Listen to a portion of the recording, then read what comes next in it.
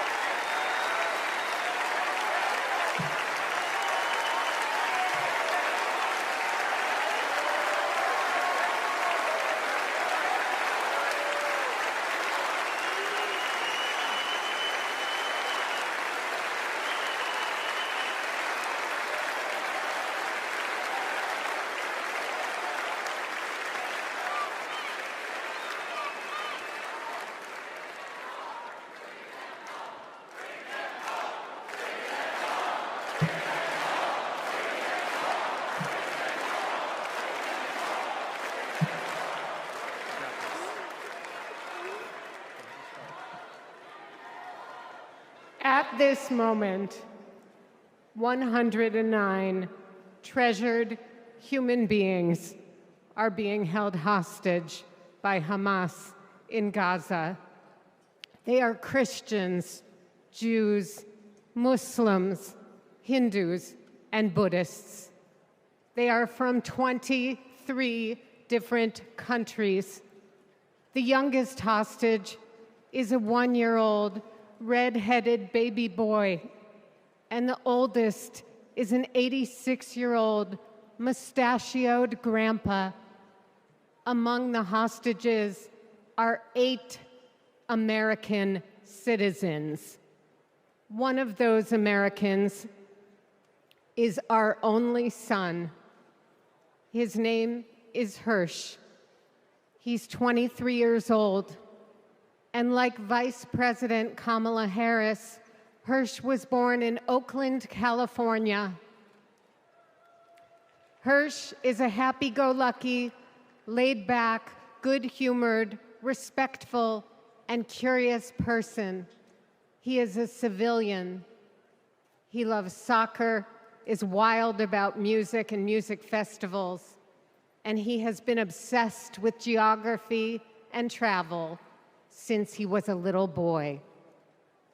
His bedroom overflows with atlases, globes, maps, and National Geographic magazines.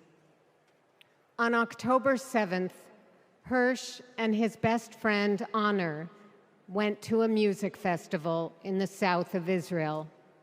It was advertised as celebrating peace, love, and unity.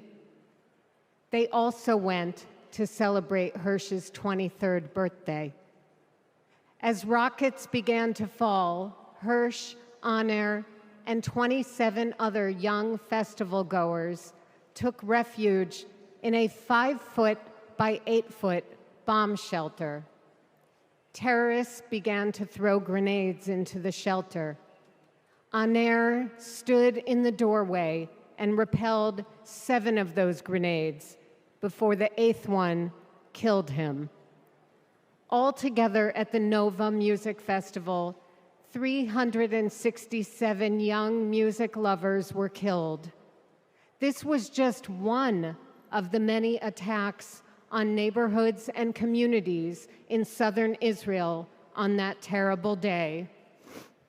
In total, 1,200 were killed, including 45 Americans. Hersh's left forearm, his dominant arm, was blown off before he was loaded onto a pickup truck and stolen from his life and me and John into Gaza. And that was 320 days ago. Since then, we live on another planet.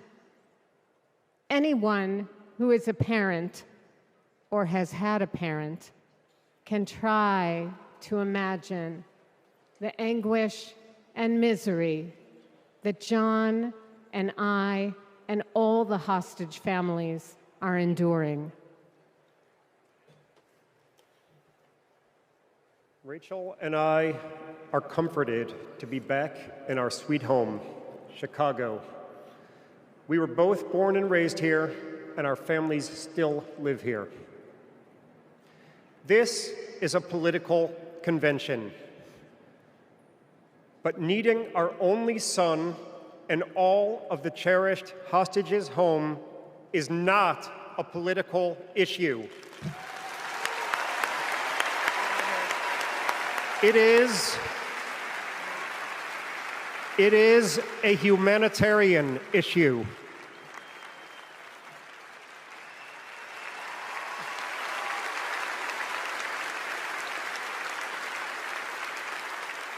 The families of the American 8 hostages meet every few weeks in Washington. We're heartened that both Democratic and Republican leaders demonstrate their bipartisan support for our hostages being released. We've met with President Biden and Vice President Harris numerous times at the White House. They're both working tirelessly for a hostage and ceasefire deal that will bring our precious children, mothers, fathers, spouses,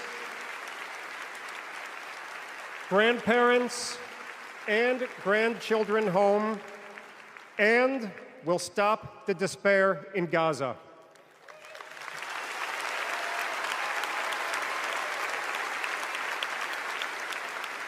We are all deeply grateful to them. We're also profoundly thankful to you, the millions of people in the United States and all over the world who have been sending love, support, and strength to the hostage families. You've kept us breathing in a world without air.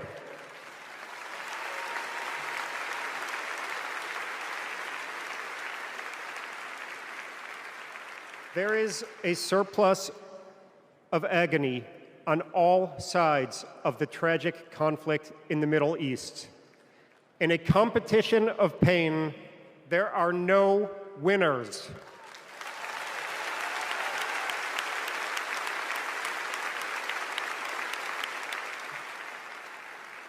In our Jewish tradition, we say, Kol Adam Olam Umlo'o. Every person is an entire universe. We must save all these universes.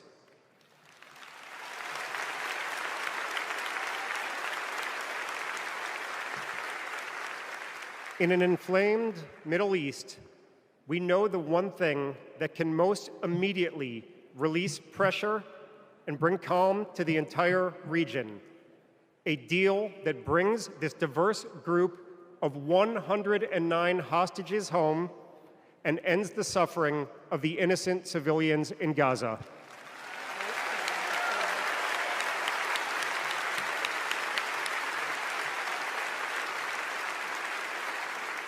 The time is now.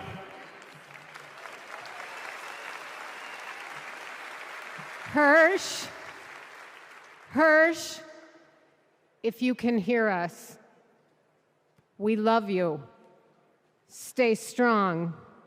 Survive. Bring them home.